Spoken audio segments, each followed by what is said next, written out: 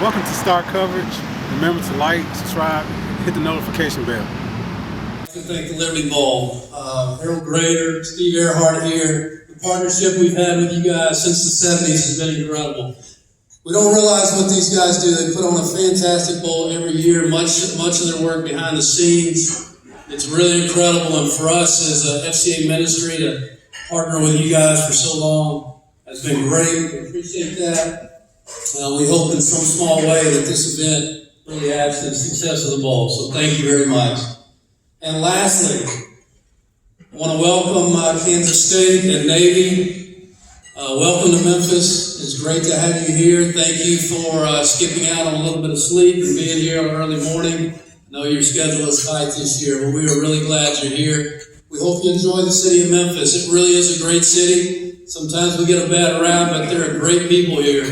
Great things to do, and we really hope you enjoy your time. We hope your preparation for the game goes well, and good luck next Tuesday in the Liberty Bowl game. So, welcome to Memphis. All right, I think Coach Malone is next here.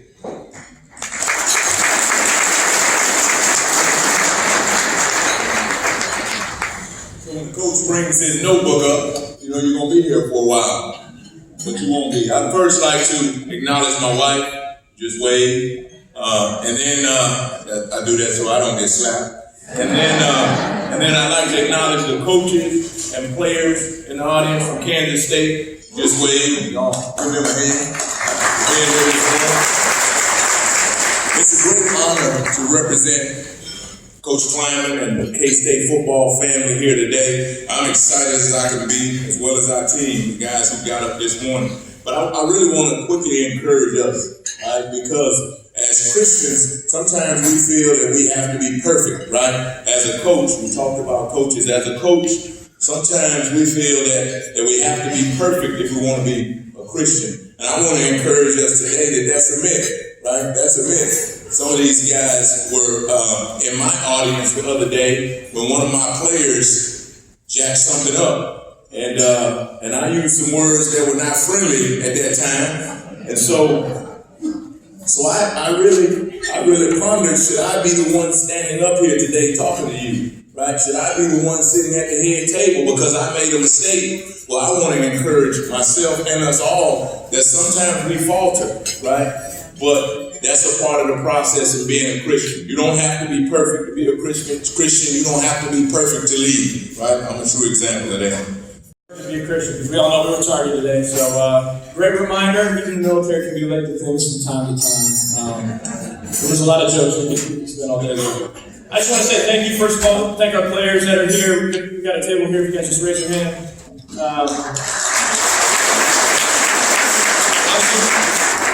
We're all here to support these guys, and what these guys do is phenomenal. It's great to be a part of, and just see and celebrate all that they're doing, both on and off the field.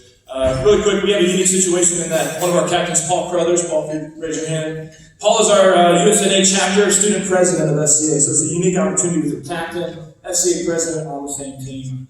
So we're really thankful for that. But on behalf of Mr. Chet Gladchuck, our athletic director, Coach Kenny McCullough, our head coach, just want to say thank you from the bottom of our hearts. Truly, thank you to the Liberty Bowl. Thank you to the great city of Memphis. We played here earlier this season. Unfortunately, it didn't turn out how we wanted. But what I will say is we walked away seeing a city who came around the team and really supported them.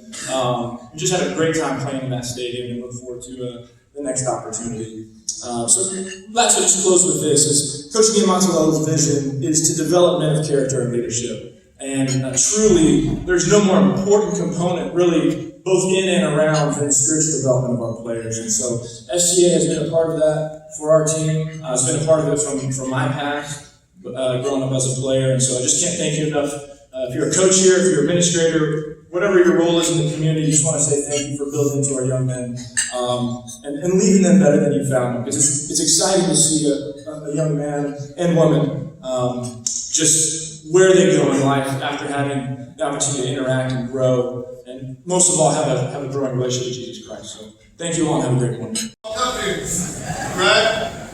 So when you got your teammates behind you, they'll cheer you on, I promise. If they don't, well, y'all have to take that up with them later on. But here we go. All right. Now look, we're on to K-State first.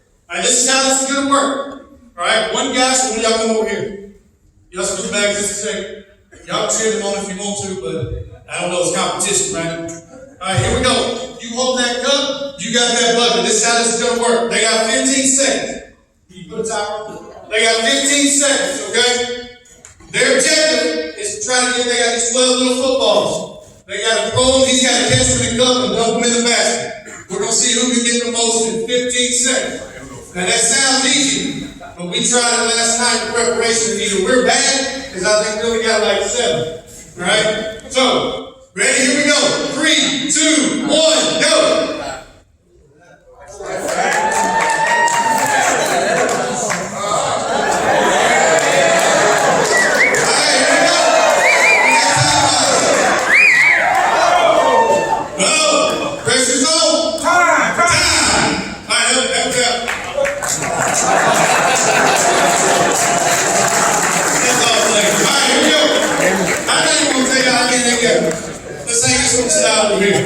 Alright, here we go, Nate. Hey, y'all ain't right here. Y'all have done it yourselves here at the very end. Alright, behind the now look at, come on now. Here we go. Two behind row. Right there. Alright, here we go. 3, 2, 1. And y'all, come on, man, cheer them on.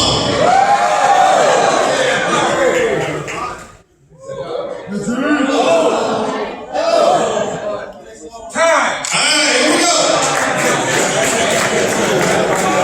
All right, here we go. Let's see. All right, here we go. Then we got 1, 2, 3, 4, 5, 6. K-State, 1, 2, 3, 4, 5, 6, and 7.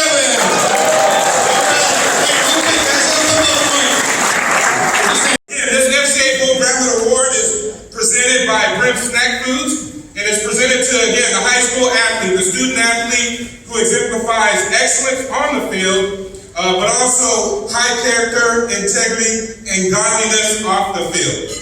And we're so thankful to have this year's winner. He is here with us today. If John would come on and hurry up, we always got to bring John in here. Come on, John. He's going to come up to the front. You step right up here in front of me. This year's winner is actually Austin Hill from ECS. We're going to have Austin come up. You guys give him a round of applause.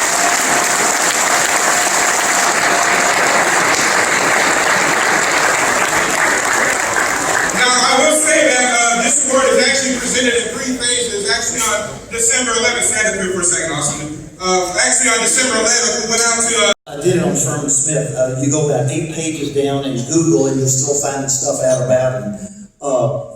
He's an accomplished athlete, a great coach. Was on 2 Super Bowl winning teams.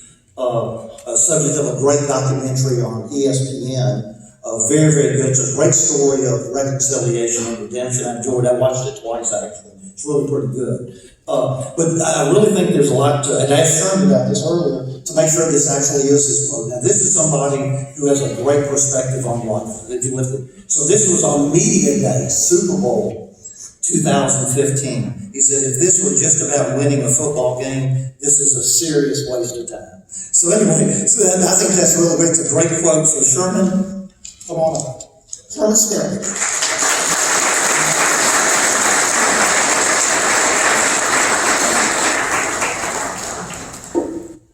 Good morning. All right, let me get set up here. Coach, like you said, when you bring your stuff up here, get ready. Good morning. Congratulations. I'd like to say congratulations to Kansas State and to Naval Academy for being here at this bowl game. It's a great bowl game. I had an opportunity 25 years ago to coach in the Liberty Bowl when I was at the University of Illinois. And so we had a great time.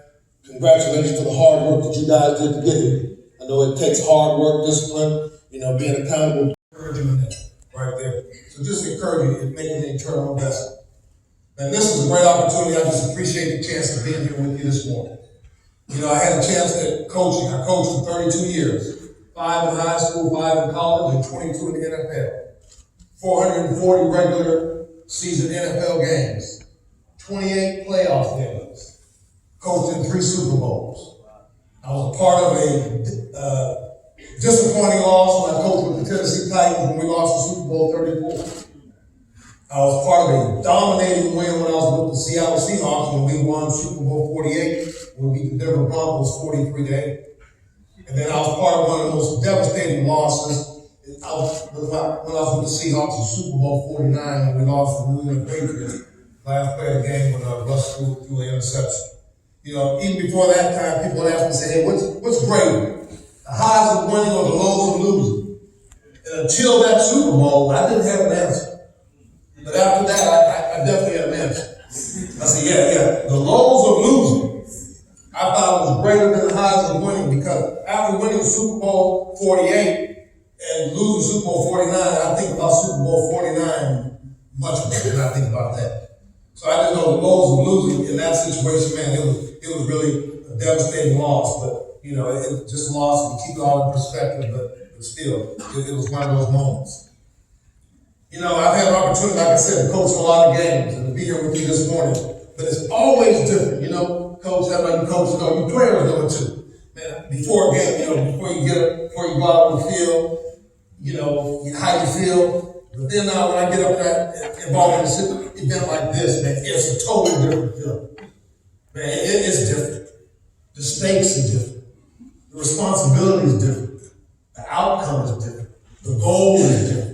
Man, it's different when you get up here and you say, man, I'm going to stand and I'm going to represent, because as a Christian, I want to stand and I want to encourage people in their walk with Christ.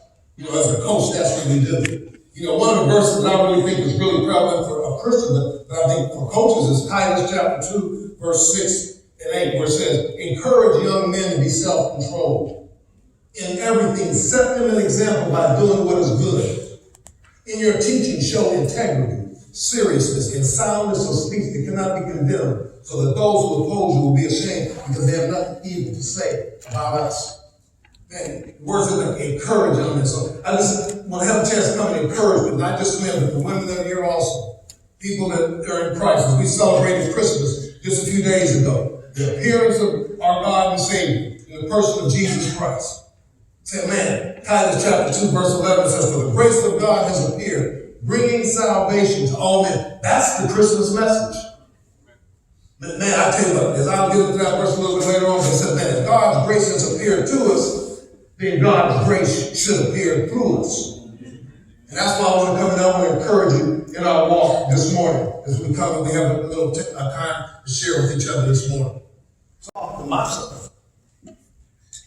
I'm going to respect you the way I would want somebody to respect myself, because I understand that the power of respect is to never disrespect.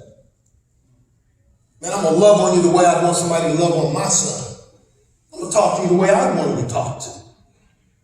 And so that's how I did it. And then when God, as a Christian, God showed me how to do it in the manner of understanding to live to glorify God in everything that I say and I do. So here it was, November 15, 2017. I get a call from a young man that I recruited in high school. And he came to Miami, Ohio, and I got to coach him for 1 year. And then after that year, I left, I went to the University of Illinois, and for the next 28 years, he and I stayed in communication with each other, had a great relationship. You know, he was coaching and all that stuff, so we got a chance to talk. And so I get a text message from him on November 15, 2017, and he says, Coach, I need to talk to you. Well, November, I know our college coaches know that's the time when guys are moving. You know, they're making moves. So at that time, my son, this guy was coaching at USC. Coaching running back to USC, and I'm figuring, man, I wonder where he's going. That's a pretty good job. So let me give him a call. So I called him up, and we started to talk, and he didn't talk about football. He said, Coach, you know I'm adopted. I said, yeah. He said, I've begun the process of looking for my biological parents. I said, man, that's great. He said, Coach, a couple of days ago, I got my birth record. Man, outstanding. Coach, I found my biological mom. Oh, man, I'm rejoicing with this guy.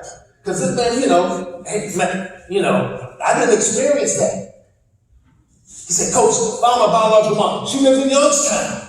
What? She lives in Youngstown, man. I'm from Youngstown too. You know. And then he said her name. And when he said her name, my heart dropped. And before that could sink in, he said, I asked her who my father was, and she said, you.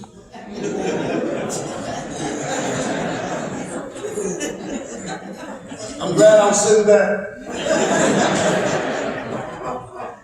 And I know when he said that to me, you know, we joke about it now. He said, man, Coach, you start mumbling, you know, you were incoherent, you didn't know what to say, you know. I understand why. You know, so we talked a little bit longer, and I said, I need to call you back. I need to process this. I need to call you back. And all I know is at that time when Deland told me that, you know, I said, man, it was just the pain. It was painful. You know, for him he was joyful, he was happy, he had found his biological mom, and he was trying to make the connection if I'm his biological dad. And it was painful to me. And it wasn't about a rejection of him, it was painful to think that I could have been so irresponsible that I fathered a child, and at that time, Deland was just getting ready to turn 45 years of age. Think about that. I was 63 at that time. And to find out you have a 45-year-old son, a guy that you coached and had a relationship with, and didn't know that he was your son. There's that statement. You may not be looking for a father, but I'm going to treat you like you're my son. So we got to talking. And so, like I said, the pain of it, you know, that's a long story, and I don't want to spend all my time on that. But to share this part with you, the thing that I found out is I experienced God's grace. God's grace was amazing. First of all, I experienced God's grace from Deland himself. When Deland called and he said, I want you to know something. I'm not mad at anybody, and I don't want anything. He said, if you aren't my father, great. We already have a relationship. If you are my father, great. We'll build on our relationship. That grace that he showed me. Not mad. Man, if you're my father, let's build on our relationship. So that grace that I experienced from Deland.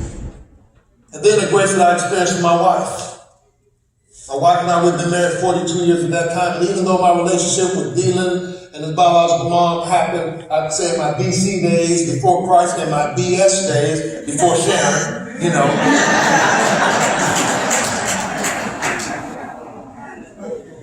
I told my wife that story that night because I wasn't going to tell her until after I had a DNA test done. I said, I'm not going to open up this can of worms if I don't have to, so I'm going to wait and tell her. But that night, the pain of it was just weighing on me, so I shared it. I told my wife, in God's grace. My wife looked at me and she said, well, if he's your son, our family just got bigger. She said, we need to make plans to go out to California and meet our grandkids. A friend of mine that's been a pastor for 35 years in Northern California, I called and talked to him about it, and he said, you know, your wife is special. He said, Sherman, I've been pastoring for 35 years, and I've had similar situations in my church where this happened, and marriages have ended over this. He said, marriages have ended over this. But I thank God for my wife. It wasn't something that I need to work into this and see if I can get to like this guy and all that other stuff. It was immediately. And those 4 grandsons of ours know that she's loved, just like their own. God's grace.